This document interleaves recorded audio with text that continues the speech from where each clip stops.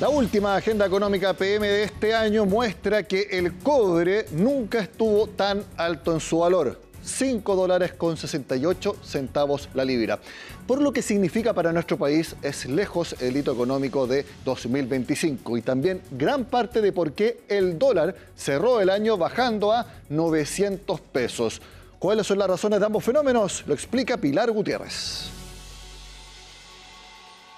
Sin duda, uno de los grandes hitos económicos de este año fue el alza del cobre. Y es que reiteradamente el metal rojo rompió récords históricos en 2025, llegando a $5,68 la libra al cierre de diciembre. Esto implica que el precio subió 43% en el último año. El precio del cobre cierra este año 2025 con un sesgo alcista.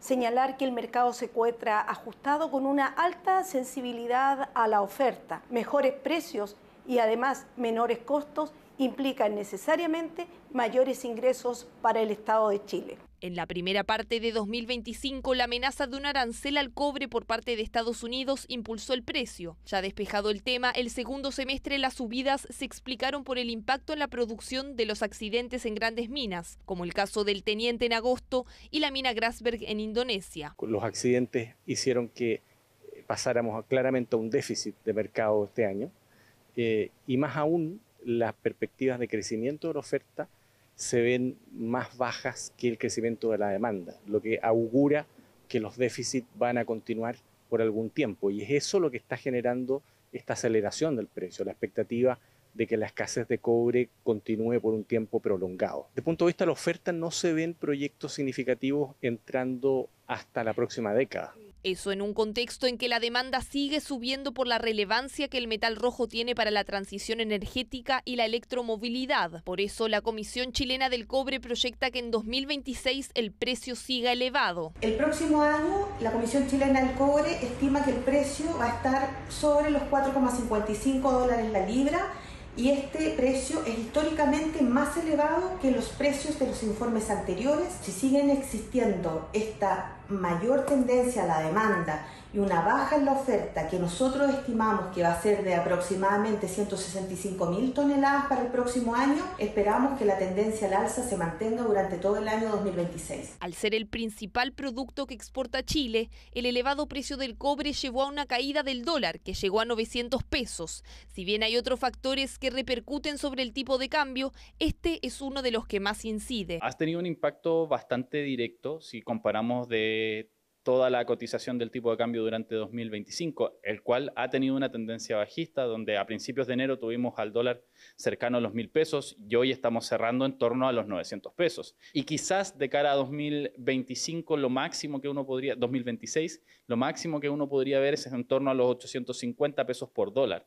Se ve difícil la realidad ver un tipo de cambio mucho más bajo que eso. El alza en el precio del cobre también tiene otros efectos sobre la economía chilena. Algo que ya estamos viendo incipientemente es un efecto positivo en la inversión. Este año estamos viendo una recuperación muy fuerte en la inversión minera. Estos precios también activan proyectos que con precios más bajos son menos rentables y eso finalmente repercute positivamente no solo en la minería, sino que también tiene efectos externos positivos sobre otros sectores como el comercio, la construcción, los servicios en torno a la actividad minera y por lo tanto sobre el crecimiento del producto. A esto se suma también el impacto positivo para las finanzas públicas. Si se mantienen los altos precios más allá de 2026, implica mayores ingresos, lo que contribuye a generar más holguras fiscales hacia adelante. Como sabemos, el dólar es muy importante para el IPC. Por lo tanto, revisemos cómo estuvo la inflación durante 2025. Cada uno de estos números son los 12 últimos IPC sumados. Es la inflación anual. Y en enero partió en 4,9%. Fíjense cómo poco a poco fue bajando. Solamente subió en marzo a 4,9%, pero luego de ahí en adelante, prácticamente sin excepción, fue bajando. Subió levemente en septiembre a 4,4%, pero ya octubre y noviembre se mantiene en 3,4%, por lo tanto está muy cerca de lograr el 3%, que es la meta del Banco Central. Y eso se espera que se logre más o menos en el primer trimestre del 2026. Bueno, Si se logra controlar la inflación, fíjense, cayó de 4,9 a 3,4% durante todo el año, 1,5% menos. Bueno, si se logra el objetivo del Banco Central, se puede seguir bajando la tasa de interés. Pero como este trabajo ya se avanzó bastante durante 2025, el Banco Central prácticamente no recortó la tasa durante el año que termina, lo hizo solamente 2 veces. Fíjense, en enero de 2025, al principio de la línea morada, 5% estaba la tasa de interés al principio del año que termina. No se movió nada hasta julio. Línea recta, 5% hasta ese mes, cuando se bajó la tasa en 25 puntos base. Luego otra línea recta más corta hasta octubre, porque ese es el último mes en que el Banco Central la mantuvo en 4,75, porque como se lo mostramos hace un par de semanas, el Banco Central bajó la tasa a 4,5% en diciembre. Se espera que el próximo año haya 1 o 2 recortes más para que la tasa quede en 4,25 o 4%. Nada más.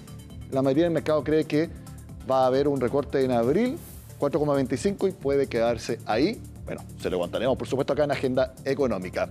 Hablemos del último dato que conocimos, el de empleo. Esto ya se lo mostramos en la Agenda Económica del martes, porque así ha sido la evolución de la desocupación durante 2025.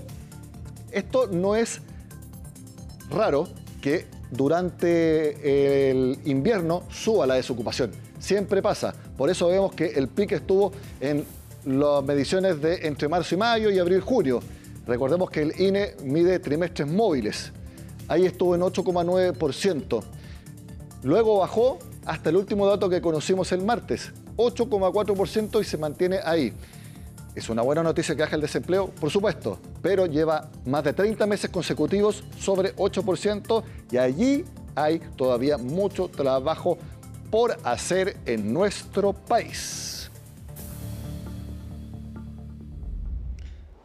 Así como el cobre rompió varios récords en su precio durante 2025, lo mismo hizo la Bolsa de Santiago medida a través del selectivo IPSA. De hecho, se calcula que 1 de cada 5 días de todo 2025 marcó nuevos récords en puntos.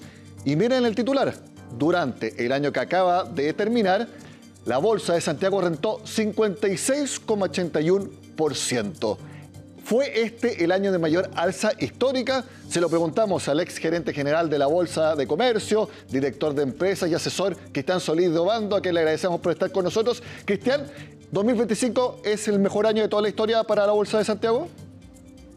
Yo creo que sí. Lejos ha sido un año realmente espectacular. Como dices tú bien, 56 puntos promedio, todo el IPSA es realmente muy contundente. Ahora, importante, Nicolás, para la gente que nos sigue, es explicarle una derivada para atrás. ¿Por qué sucedió un poco este fenómeno? Y a juicio mío son 3 razones bastante fundamentales. Una, la aprobación del tema de los fondos de pensiones. No hay que olvidarse que aquí se pensaba que esto había que liquidarlo hace 3 años atrás, y ahora no solo no lo liquidaron, sino que se aprobó los fondos de pensiones, que le inyecta una fortaleza al mercado de capitales inmensa. El ahorro individual también lo fortalece, y eso es uno de los motivos, a juicio mío, principales dentro de otro. El precio del cobre, las tasas de interés afuera en Estados Unidos y en Chile. En Chile bajaron 2 veces, en Estados Unidos bajaron 3 veces, quedó en un 3,5 la tasa americana. En Chile el Banco Central la bajó, como tú bien sabes, Nicolás, 2 veces, quedando al orden de 4,5. Bueno, estas son las cosas, digamos, y yo le agregaría, si tú me permites, una condicionante política, no ideológica, que ha hecho que llegue al 56%. El mercado desde el principio de año empezó a pensar, tú sabes que los mercados se descuentan, aquí una persona de pro mercado, independiente de los nombres, iba a ganar la elección presidencial, y fue así. Exacto. De hecho, esto yo lo conversé con el gerente general de Compass hace aproximadamente en mayo, y que hablábamos del alza que ya tenía fuerte el IPSA, y que era porque el mercado ya preveía que iba a haber un cambio de conducción política en el gobierno, tal como tú dices, porque en esos momentos puede ser que justo era cuando José Antonio Kast estaba superando a Evelyn Matei, pero estaban los dos, pero ya se sabía que iba a pasar eso en la elección presidencial.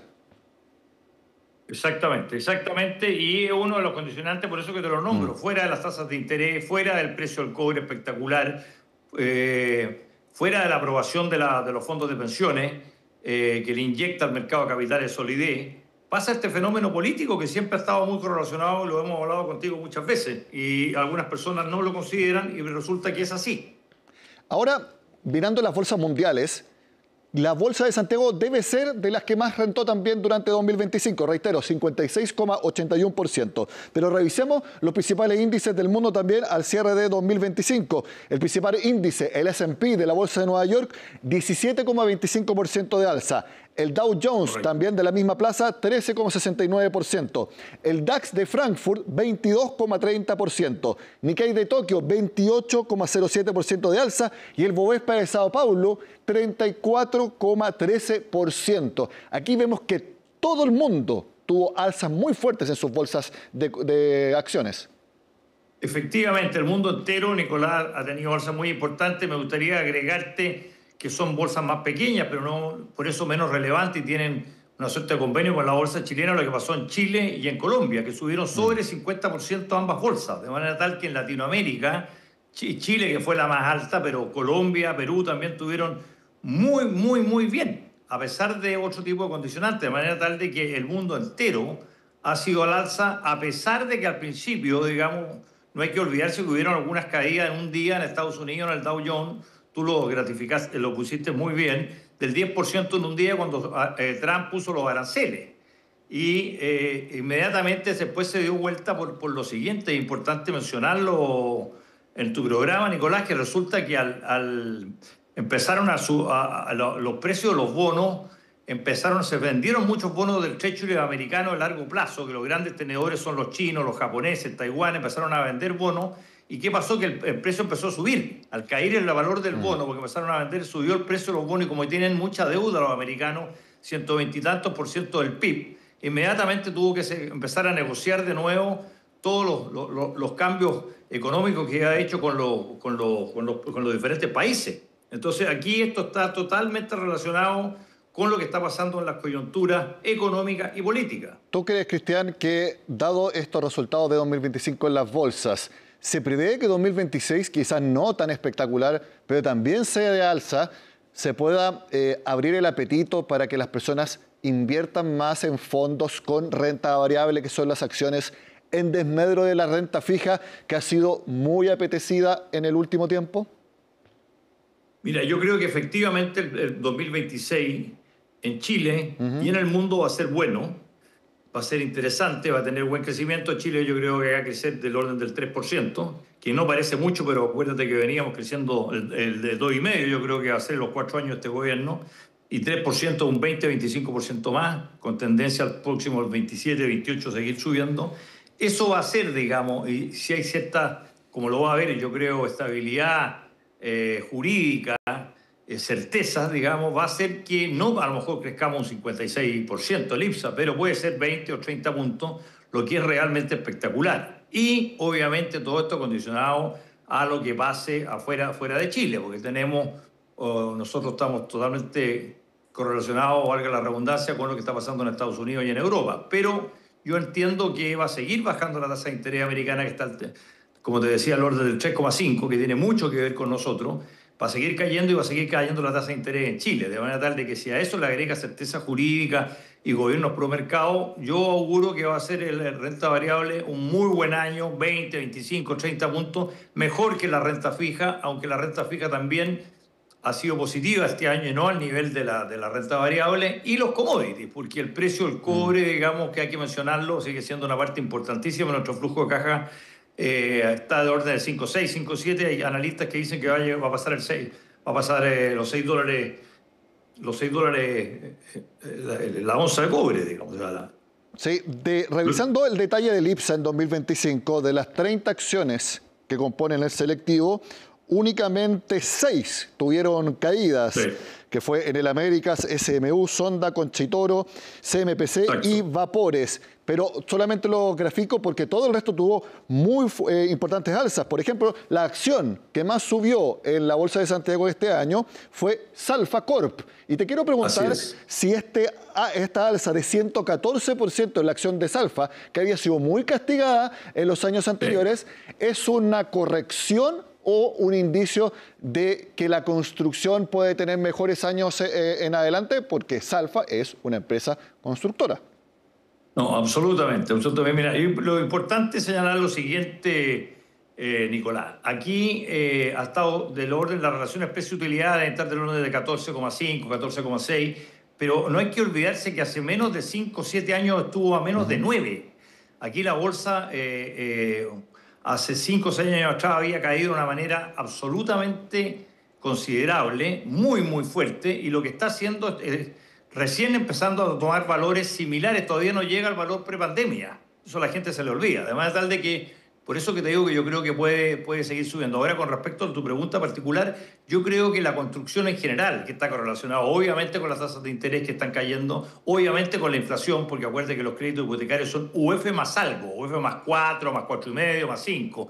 Si te cae la base de la UF a 3 puntos y te cae la tasa, que ya está cayendo, la tasa larga, digamos, obviamente esto impacta directo a los temas inmobiliarios y por eso en parte recoge esos valores. Yo creo que la construcción en general y el sector inmobiliario en particular va a tener un resurgimiento muy importante, porque básicamente esto vive de las tasas de interés del mercado de capitales, cosa que habíamos comentado.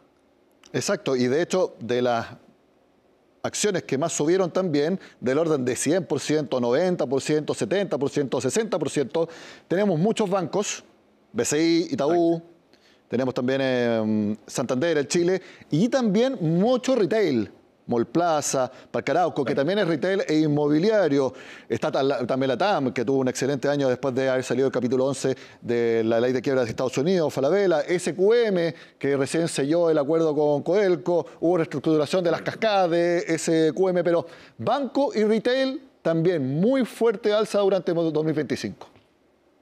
Efectivamente, Nicolás, porque eran sectores que estaban absolutamente golpeados, digamos. Falabella estuvo súper golpeado, inclusive perdió el investment grade, entiendo, en algún momento, y hoy día de nuevo lo recobró y está ganando plata fuerte, digamos, con un muy buen flujo de caja, e inclusive cambió su ratio financiero, que ahí lo estuve viendo de 8 o 9 veces endeudamiento a menos de 3, y lo mismo ha pasado con las constructoras que tú has señalado y otras, porque estaban muy golpeadas. Aquí, como te digo, las relaciones precio-utilidad está recién tomando los valores que estuvo antes de la pandemia. O sea, yo creo que todavía sigue algo por subir, falta algo por subir, va a seguir subiendo en la medida que ya está pasando, que mantengamos las tasas de interés bajando, que la inflación esté controlada. Acuérdate que aquí, cuando salieron 52.000 millones de dólares de los fondos de pensiones, la inflación se fue a sobre 2 dígitos, a 14, 15, 16 puntos, y ahora estamos llegando a 3 y algo. Entonces, eso es una diferencia muy sustancial en muy corto plazo, no más allá de 5, 7, 8 años, Nicolás. No hay que sorprenderse tanto. Esto es lo que estamos haciendo, retomando de una caída espantosa que había tenido el sistema chileno. Hay que marcar entonces la agenda económica de 2025, que el IPSA subió 56,8%. Cristal Solís Dobando, exgerente general de la Bolsa de Comercio, como siempre, gracias por estar con nosotros en el programa. Que tengas un excelente 2026. Gracias, Nicolás, por la invitación. Hacemos la pausa en Agenda Económica y al regreso seguimos repasando lo que deja el año que está terminando con el proyecto de ley, el hito en el Congreso sin duda más importante de 2025, que fue la reforma de pensiones. Nos vemos al regreso.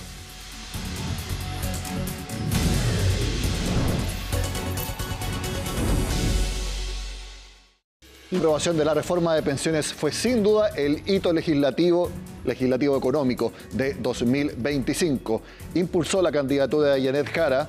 A mi juicio, también fue muy importante para que se terminara desechando la opción de Evelyn Matei, ya que Chile Vamos fue como bloque que apoyó al gobierno en esta reforma. Y como lo veíamos, también ha significado un impulso para la bolsa y también para el futuro del mercado financiero de nuestro país y, por supuesto, para mejorar las pensiones, la PGU y distintos beneficios que parten ahora en enero. Todo lo resume Macarena Román.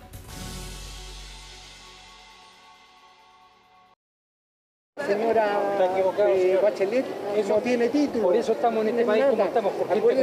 Las diferencias políticas eran evidentes, pero lograron llegar al menos a un acuerdo cuando hablaron de la reforma de pensiones. Claro, no, totalmente de acuerdo. No. Y hay muchas cosas buenas que hizo este gobierno. Claro, yo encuentro que sí hizo algunas cosas. Una de esas cosas es la reforma que estuvo años en el Congreso y que logró avanzar después de un acuerdo casi transversal entre parlamentarios. En concreto, y desde el próximo mes habrá un aumento en las pensiones de más de 1.300.000 personas. Las pensiones van a subir y ya aumentó el monto de la PGU en septiembre pasado y el próximo año también en septiembre para los mayores de 75 va a aumentar. El aumento que comienza a correr en enero será a través de dos vías: compensación por expectativa de vida y beneficio por años cotizados. Este último tiene como requisito ser pensionado con 65 años o más antes del 1 de agosto del 2025, con un mínimo de 10 años de cotizaciones para mujeres y de 20 para los hombres, continuos o no. Más del 80% van a acceder prácticamente al beneficio máximo de 2,5 UF, que es equivalente cercano a los 100.000 pesos. Bien, también que le aumenten los sueldos, porque yo en puro remedio gasto 80.000 pesos mensuales.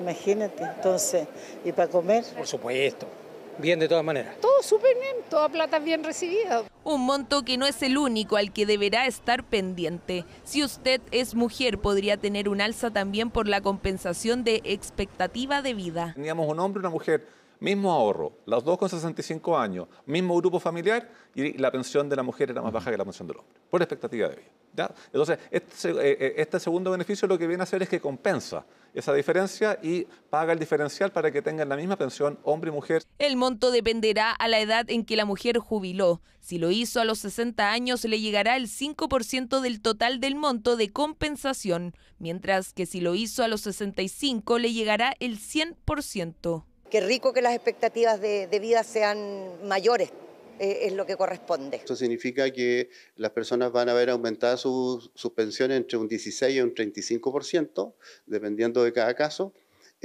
Por lo tanto, este es un beneficio que va a estar disponible de aquí en adelante. La actualización de los montos se hará de forma automática y ya está siendo notificada vía mail o por teléfono. Nadie les debería pedir ningún tipo de información extra, ya que podría tratarse de alguna estafa.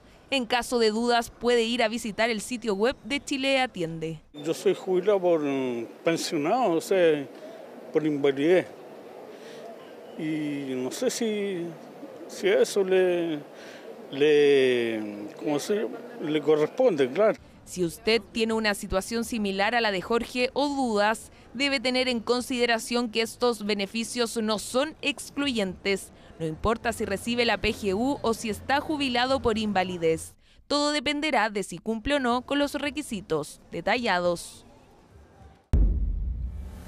¿Ustedes creen que este 1 de enero va a estar todo cerrado? No es así. Se puede ir a comer, se puede ir a comprar cosas de primera necesidad a solamente cierto tipo de locales. Todo lo cuenta Benjamín Chávez. Llega 2026 y el 1 de enero con la pregunta de qué estará abierto. Para quienes buscan reponer energías tras los festejos, en Alejo Cevichería tienen una opción lista. Tenemos varios platos estrellas aquí, ¿no? Pero el que más piden es el ceviche Caballero de los Mares, ¿no? Tenemos ceviche feriante también, que es un plato generoso como para poder compartir entre 2 o 3 personas, ¿me entiende? Tenemos las micheladas cevichadas, que también lo piden demasiado, es muy, muy pedida, ¿ya? Y tenemos la leche de tigre, que esa sí no pueden faltar para un día después de un carrete. El día de mañana, primero, nosotros vamos a estar activos desde muy temprano, ¿no? A partir desde el mediodía, nosotros vamos a estar atendiendo ya. Como todo el rubro gastronómico, este feriado irrenunciable no corre para ellos. Los restaurantes y locales que venden comida pueden abrir. Es el puntapié inicial de su época más fuerte del año. Para los restaurantes, el día primero es un día en que pueden operar. En el caso del feriado irrenunciable, los trabajadores tienen derecho a 1 cada 2 años. Pero además decir que es una fecha para muchos restaurantes, sobre todo de regiones, en que comienza la temporada alta, las personas comienzan sus vacaciones ese día y por lo tanto muchos comercios, muchos restaurantes tienen la necesidad de funcionar. Una apertura que convive con otros servicios críticos y locales atendidos por sus propios dueños que se transforman en los únicos puntos de abastecimiento. Pueden abrir excepcionalmente el día 1 de enero los locales que son atendidos por sus propios dueños, los locales que pertenezcan a ciertos rubros especiales como los clubes, los restaurantes, los establecimientos de entretenimiento, como por ejemplo los cines, los espectáculos en vivo, los casinos de juego, los locales de expendio de combustibles, las farmacias de urgencia y las farmacias que deban cumplir turnos fijados por la autoridad sanitaria. El panorama es radicalmente opuesto para el comercio masivo. Los centros comerciales deberán bajar sus cortinas, permitiendo solo el funcionamiento de sus áreas de ocio. Los centros comerciales no pueden abrir, con excepción de sus áreas de gastronomía, restaurante y de entretención como los cines, por ejemplo. Este miércoles 31 el horario máximo de cierre será a las 20 horas. Pero algunos centros comerciales pueden adelantar ese horario. Misma situación para los supermercados, que por normativa deben asegurar que sus trabajadores ya se encuentren camino a casa a la hora señalada. En este 1 de enero, los supermercados permanecerán cerrados por tratarse de un feriado irrenunciable.